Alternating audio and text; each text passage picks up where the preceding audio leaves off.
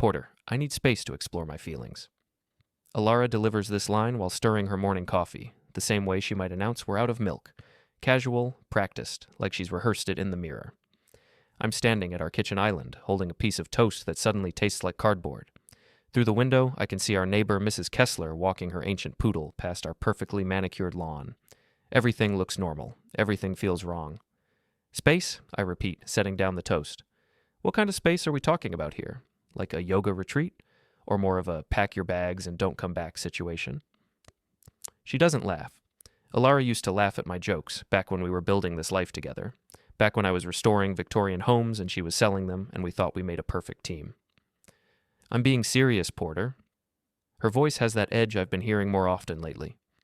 I feel suffocated, like I can't breathe in my own house. Our house. The house I spent 18 months gutting and rebuilding with my own hands.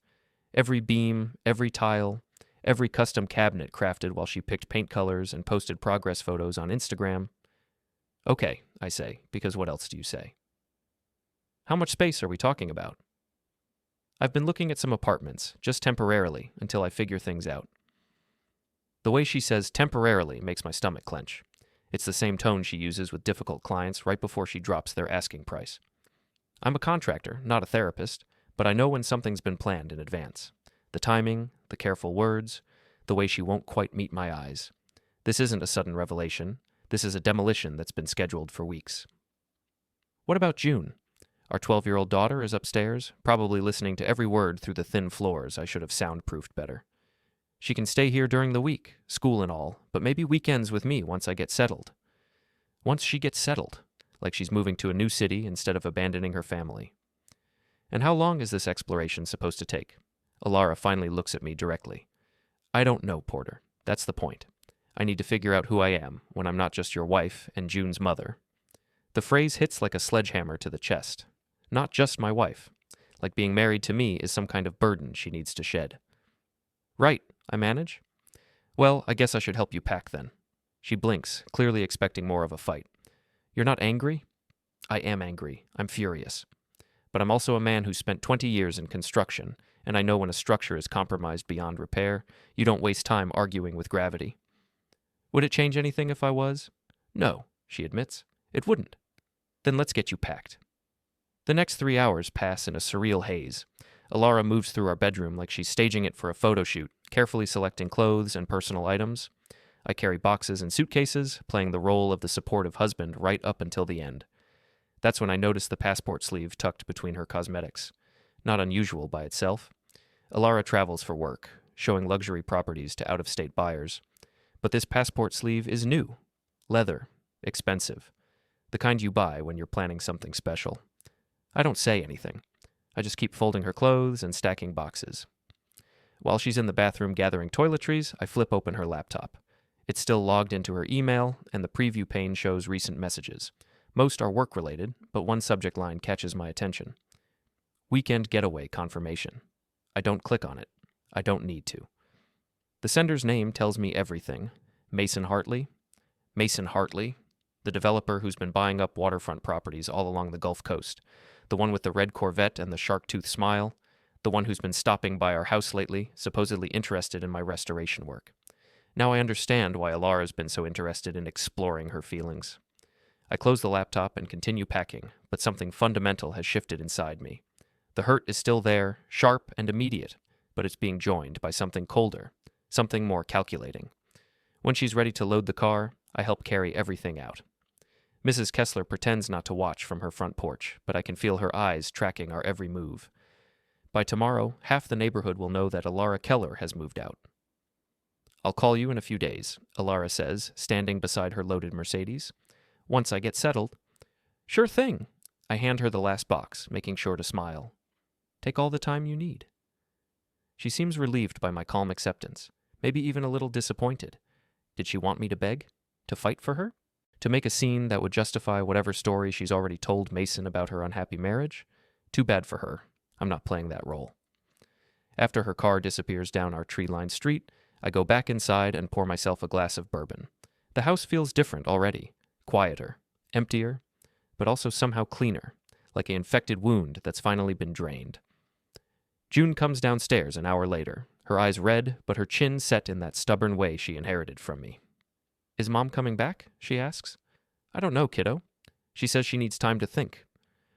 "About what?" "How do you explain adult selfishness to a 12-year-old? How do you tell your daughter that her mother has decided their family isn't enough anymore?" "Grown-up stuff," I say finally. "But you know what? You and I are going to be just fine." She nods, but I can see the questions in her eyes, the same questions I'm asking myself.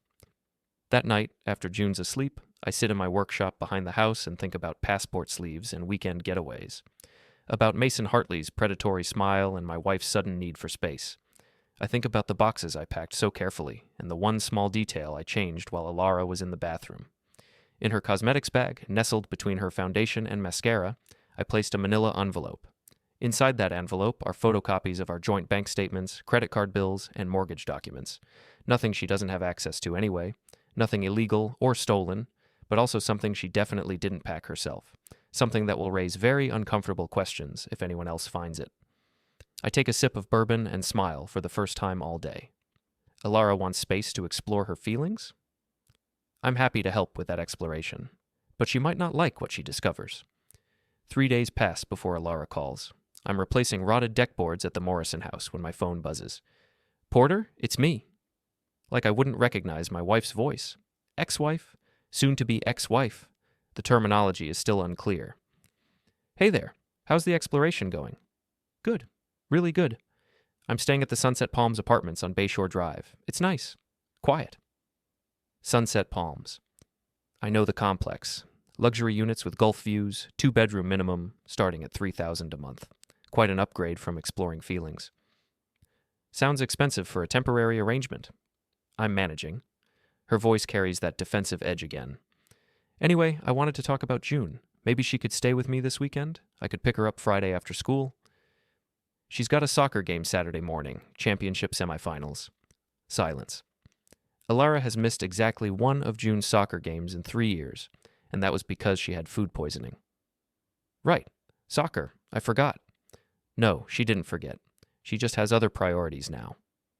"Tell you what," I say, hammering another board into place. "Why don't you come to the game? June would love to see you there." I'm not sure that's a good idea, with everything so fresh." Translation. Mason will be there, and she doesn't want to explain why her husband is being so reasonable about her sudden departure. "Your choice. Game starts at 10 if you change your mind." After she hangs up, I call my buddy Will. Will Martinez used to be a cop before he started his own security company. More importantly, he knows everyone in our small Gulf Coast town, and everyone knows him. "Will, I need a favor." "Shoot." "What do you know about Mason Hartley?" Will's laugh is sharp and humorless. "That piece of work? What's your interest?" "Let's just say our paths might be crossing soon." "Well, for starters, he's married. Wife named Tara, ice-cold corporate attorney type, no kids, which is probably for the best. Mason's got a reputation for playing around, if you know what I mean." I know exactly what he means. "Anything else?" "His development company's been buying up distressed properties along the coast. Paying cash, closing fast, then flipping them for huge profits. Nothing illegal, but he's not exactly popular with the locals he's displacing." "Interesting. Thanks, Will." "Porter, you want some advice from an old friend?" "Sure." "Whatever you're thinking about doing, be smart about it. Guys like Mason have expensive lawyers and flexible ethics. After work, I pick up June from school and take her for ice cream. She's been quieter than usual, processing her mother's absence in that careful way kids do when their world suddenly shifts. "Dad, are you and Mom getting divorced?" The question comes out of nowhere, delivered between bites of chocolate chip mint, direct, honest, exactly like her old man. "I don't know yet, kiddo. Your mom says she needs time to figure some things out." "Is it because of that man with the red car?" My spoon stops halfway to my mouth. "What man with the red car?" "The one who's been coming by the house. He was there last week when I got home from Emma's. Mom said he was a client, but they weren't looking at houses. They were just talking in the driveway." Mason Hartley. Making house calls while I was at work. "Did you hear what they were talking about?" June shakes her head. But Mom seemed different after he left. Happy, but also nervous. Like when she's planning a surprise party. Except the surprise was on me. "You don't need to worry about any of that," I tell her. "Adult problems, remember? Your job is to be 12 and play soccer and eat too much ice cream." She smiles at that, but I can see she's not entirely convinced. Kids are smarter than we give them credit for. They notice things, remember details, file away information that adults think they're hiding. That evening, I'm reviewing contractor invoices when my phone pings with a text from an unknown number. Porter, this is Mason Hartley. I think we should talk. Can you meet me at Pelican Bay Marina tomorrow at 7 p.m.? Slip 47.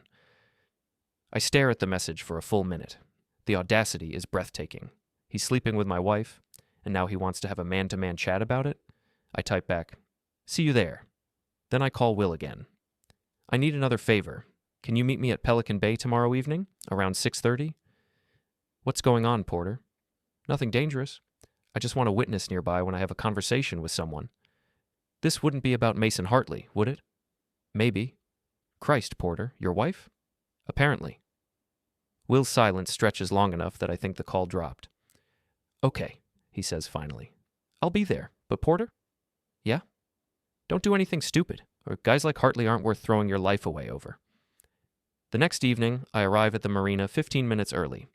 Pelican Bay caters to the wealthy boat owners who dock their yachts here between fishing trips to the Bahamas.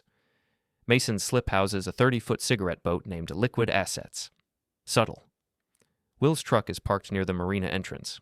He'll stay close but out of sight, just in case things go sideways. Mason arrives precisely at 7, wearing boat shoes and a polo shirt that probably costs more than most people spend on groceries in a month. He's taller than I expected, with the kind of artificial tan that comes from a salon rather than honest work in the sun. Porter, thanks for coming. He extends his hand like we're old friends meeting for drinks. I don't shake it. What do you want, Mason? His smile falters slightly. I think we should discuss the situation like adults. Clear the air. The situation? Is that what we're calling it? Look, I know this is awkward, but Elara and I, what we have is real. It's not some casual fling. The words hit exactly as intended. He wants me to know this isn't just physical.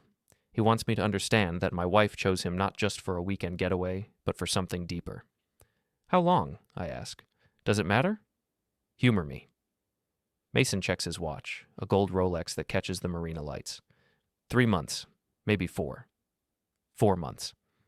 While I was working 60-hour weeks to finish the Morrison restoration, while Elara was posting anniversary photos on social media and planning June's birthday party.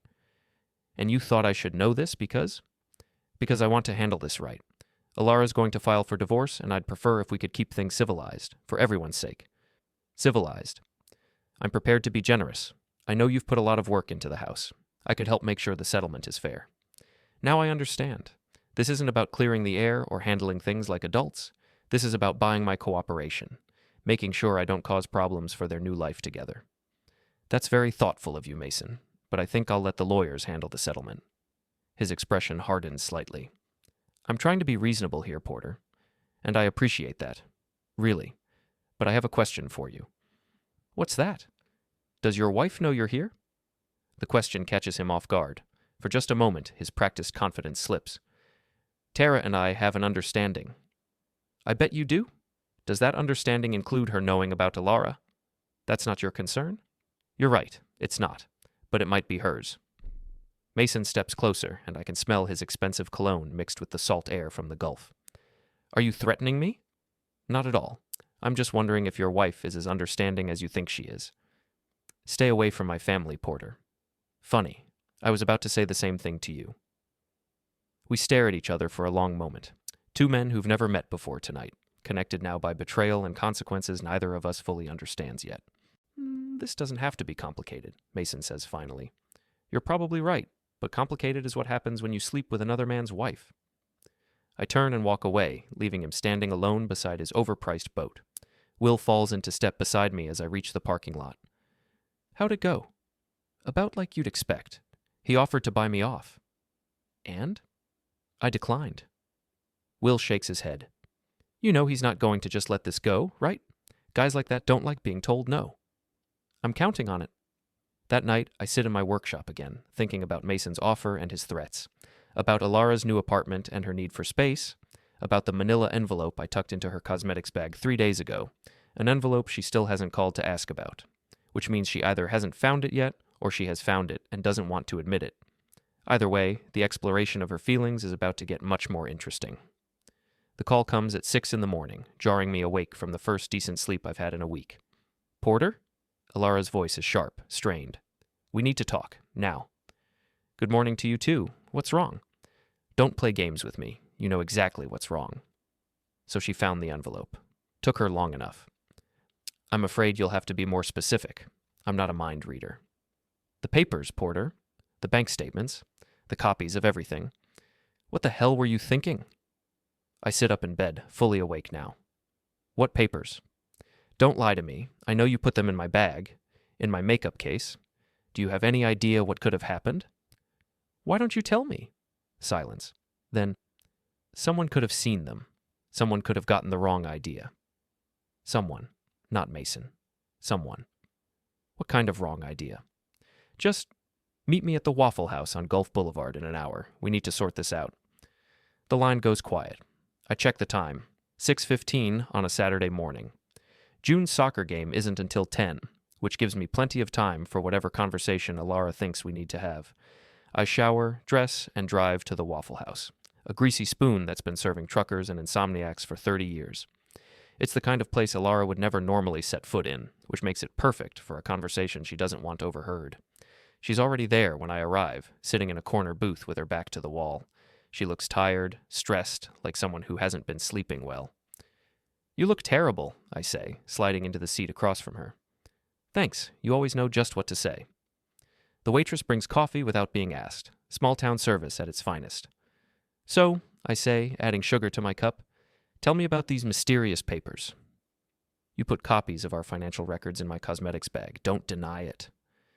Why would I do something like that? I don't know. Maybe to make me look bad. Maybe to sabotage things with... She stops herself.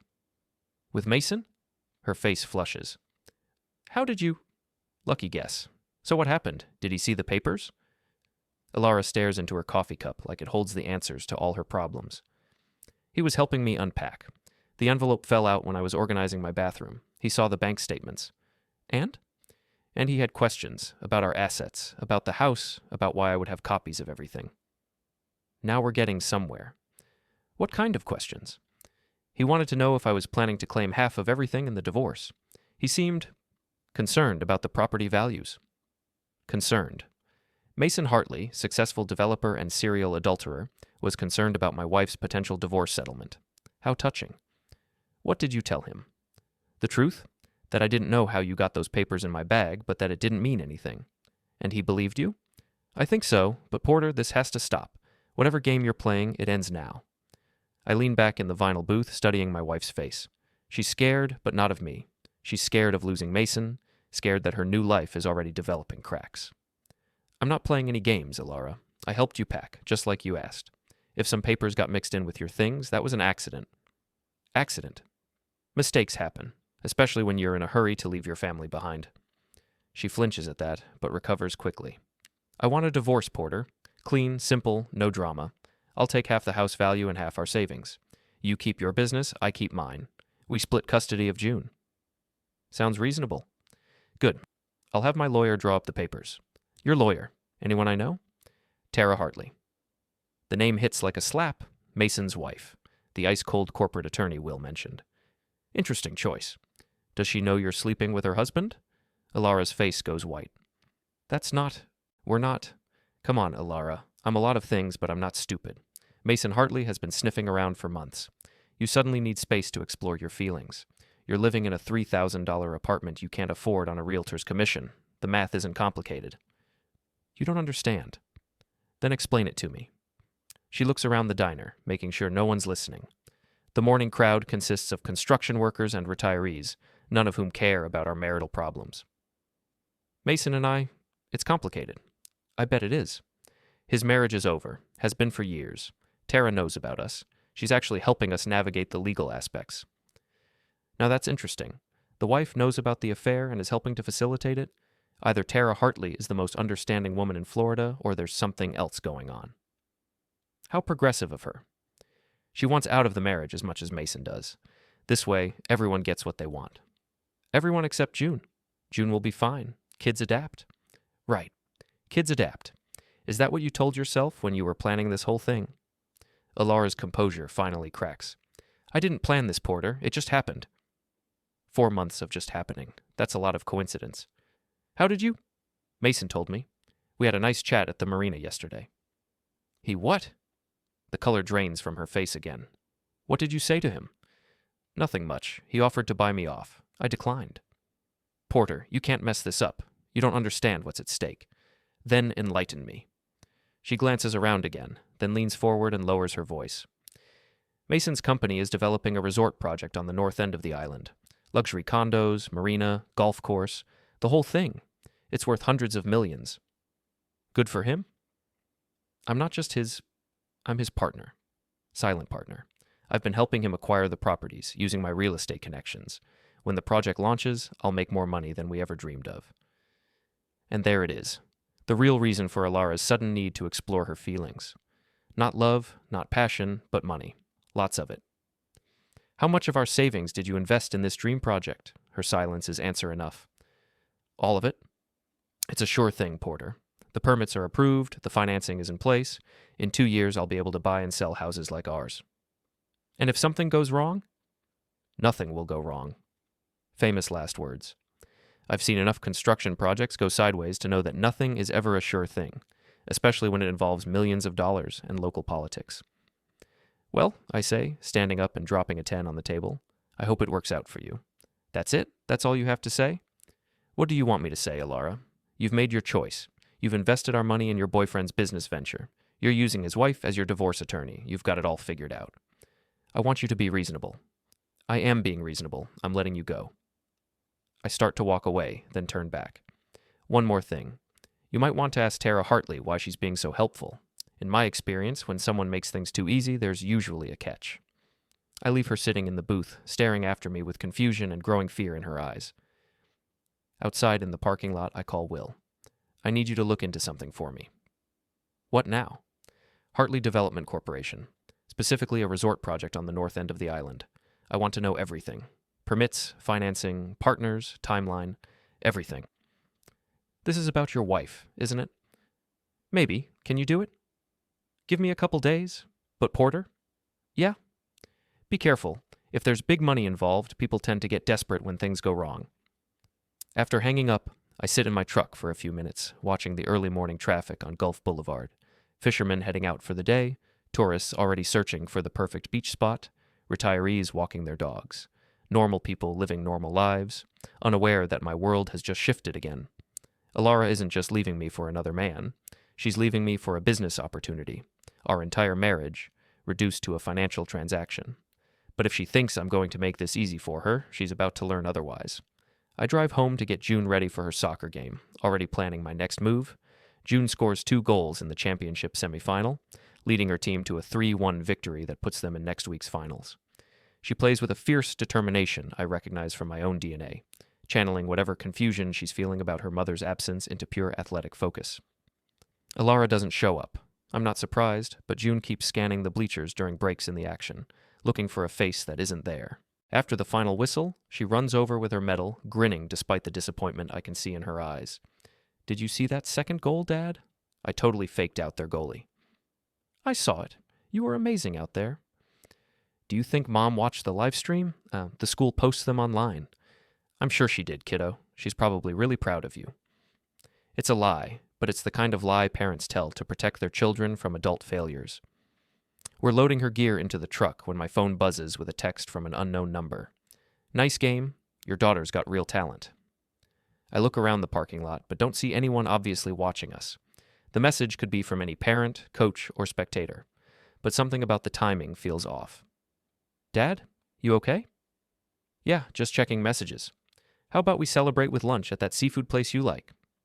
Over fish and chips, June talks about the upcoming finals, her summer soccer camp plans, and whether she should try out for the middle school volleyball team.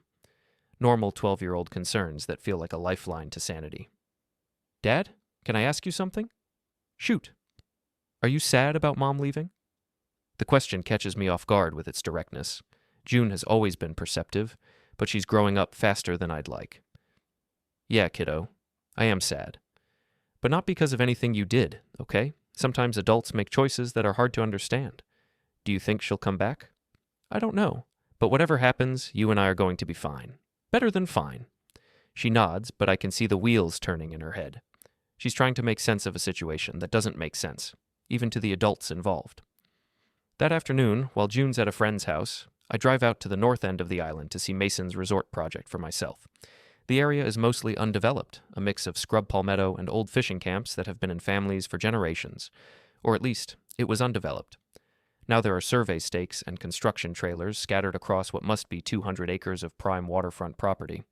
A large sign announces Emerald Coast Resort and Marina, luxury living redefined, opening spring 2025. I park near the construction trailer and walk around the perimeter, taking pictures with my phone. As a contractor, I can read the signs. This is a massive project, the kind that transforms entire communities and generates enormous profits for the developers. It's also the kind of project that can go wrong in spectacular ways. Can I help you? I turn to find a security guard approaching, hand resting casually on his radio. Just looking around. Public property, right? Not anymore. This is private land. You'll need to move along. Sure thing. Beautiful spot for a resort. Going to be something special, that's for sure. You thinking about investing? Then maybe. Who would I talk to about that? Hartley Development? They've got an office in town. I thank him and head back to my truck, but not before noticing the Florida Department of Environmental Protection notice posted on a utility pole near the road. It's partially obscured by palmetto fronds, but I can make out enough to understand it's about wetland restrictions and protected bird habitats. Interesting. Resort developments and environmental protection don't always play well together.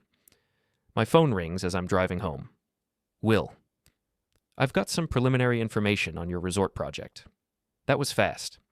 I know people. You want the good news or the bad news? Start with the good.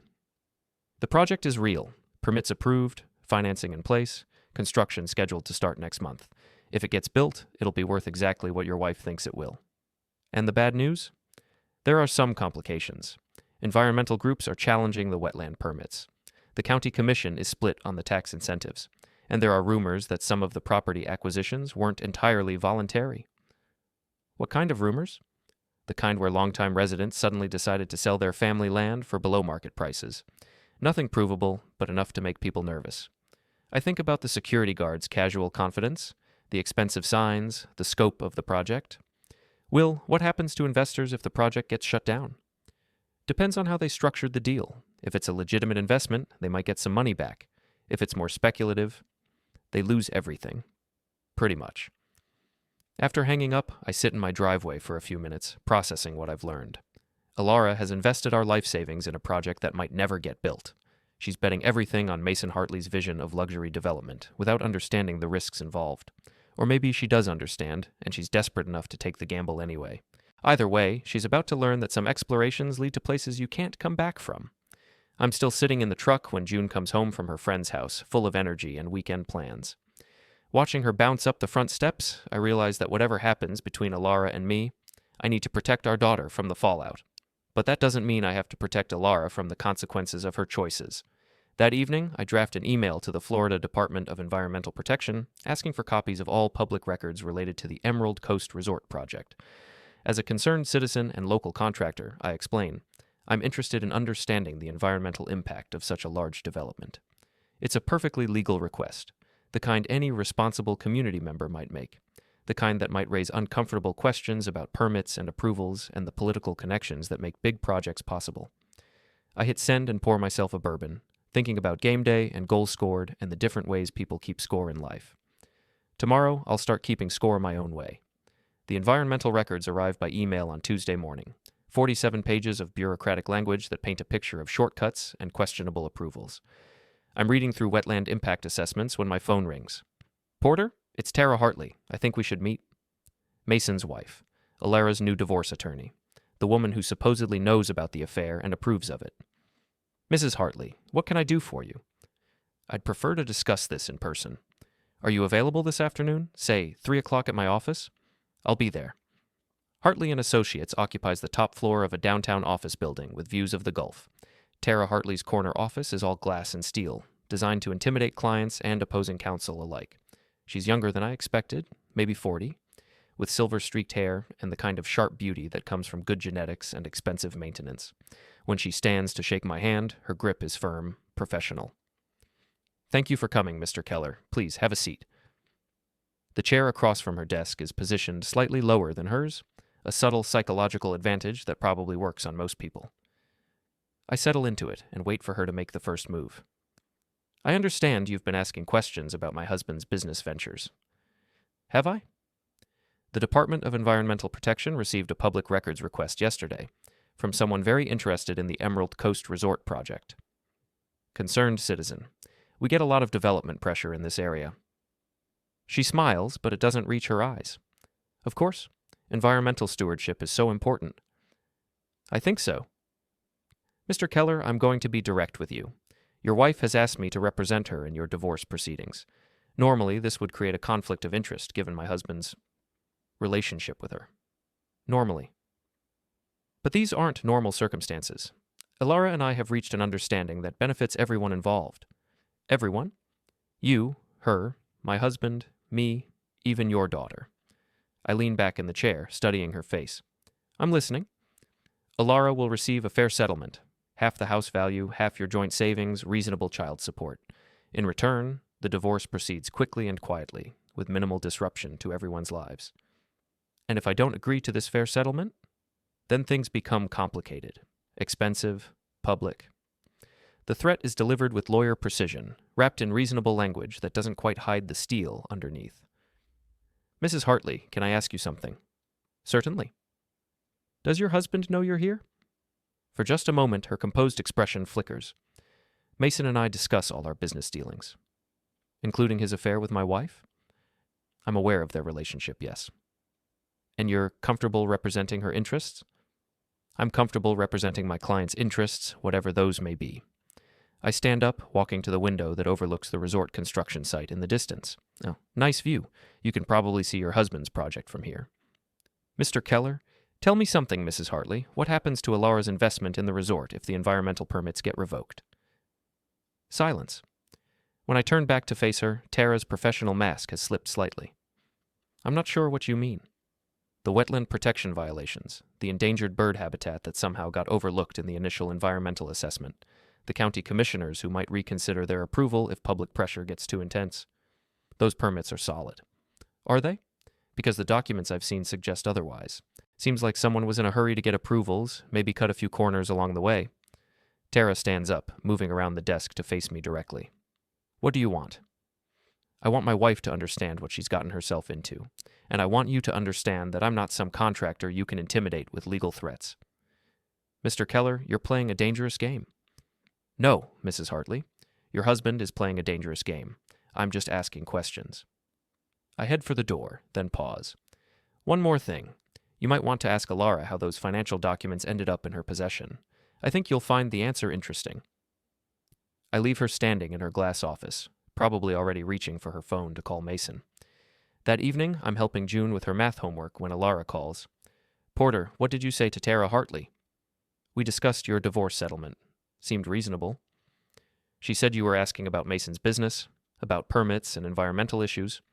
Just curious about local development. It affects property values. This has to stop. You're going to ruin everything. Everything meaning your investment in the resort? Silence. Elara, how much of our money did you put into Mason's project? That's not your concern anymore. It is if you're planning to claim half our assets in the divorce. Hard to split money that doesn't exist. The money exists. The project is solid. Is it? Because the environmental groups don't seem to think so.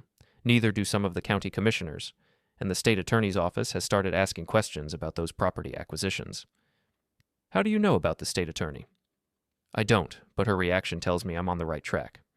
Small town, Elara. Word gets around. Porter, listen to me. If you mess this up, you'll destroy June's future too. Do you understand that? The money from this project could pay for her college, set her up for life. Or it could disappear completely, leaving her with nothing but debt and a mother who gambled away her inheritance. It's not gambling when it's a sure thing. There's no such thing as a sure thing. I thought you'd learned that by now. I hang up before she can respond, then turn back to June's homework. Fractions and percentages, problems with clear solutions and definite answers. If only adult life were that simple. Later that night, I'm in my workshop when I hear a car in the driveway. Through the window, I can see headlights. But the vehicle doesn't shut off. Just sits there, engine running, I turn off the lights and wait. After 10 minutes, the car drives away. Could be someone lost, looking for an address. Could be a neighbor with car trouble. Or it could be Mason Hartley, reminding me that he knows where I live. I make a mental note to install better security cameras, then go back to reviewing the environmental impact reports. Because if Elara wants to play with fire, I'm going to make sure she understands exactly how hot it burns. And if Mason thinks he can intimidate me into backing down, he's about to learn that some people don't scare easily, especially when they have nothing left to lose. The call comes at midnight, 3 days later. I'm deep asleep when the phone buzzes on my nightstand. Porter? Elara's voice is shaking. I need help. I sit up, instantly alert. What's wrong? Can you come get me? I'm at the police station. The police station? What happened? Just, please, I'll explain when you get here. 20 minutes later, I'm walking into the Gulf Coast Police Department, where I find Elara sitting in the lobby looking like she hasn't slept in days. Her usually perfect appearance is disheveled, her makeup smeared. What's going on? They arrested Mason, tonight, at the apartment. Arrested him for what? Fraud. Securities fraud, conspiracy, money laundering. They had a warrant for his business records and our apartment. Our apartment. She's still thinking of it as theirs. Did they arrest you too? No, but they questioned me for 3 hours. About the resort project, about my investment, about how much I knew. And what did you tell them? The truth. That I invested our savings based on Mason's assurances that everything was legitimate. I sit down beside her, processing this development. How much trouble is he in? His lawyer says it's bad. Really bad. The state attorney has been building a case for months. Something about using investor money to pay earlier investors, fake environmental reports, bribes to county officials. A Ponzi scheme. Mason Hartley wasn't just cutting corners on permits. He was running a full-scale fraud operation, using new investor money to pay returns to earlier investors while skimming millions for himself. Elara, how much did you invest? She looks at me with tears in her eyes. Everything. Our savings, the home equity line of credit, even June's college fund. I mortgaged our house to invest more. The words hit like a physical blow. Not just our savings, but our home. Our daughter's future. You mortgaged our house without telling me? I forged your signature. I know it was wrong, but Mason said it was just temporary until the first phase of construction was complete. Forgery. Fraud. My wife has committed multiple felonies in pursuit of her dream investment. How much do we owe? $250,000, plus interest. $250,000 secured against our home, money we don't have, for an investment that never existed. And now Mason's in jail. His lawyer thinks he might cooperate with prosecutors, provide information about other people involved in exchange for a reduced sentence. Other people like you? I didn't know it was fraud, Porter. I swear I didn't know. Maybe she didn't. Maybe she was just another victim of Mason's charm and promises. But that doesn't change the fact that our family is now facing financial ruin. What about Tara? Was she involved? That's the weird part. Apparently she's the one who turned him in.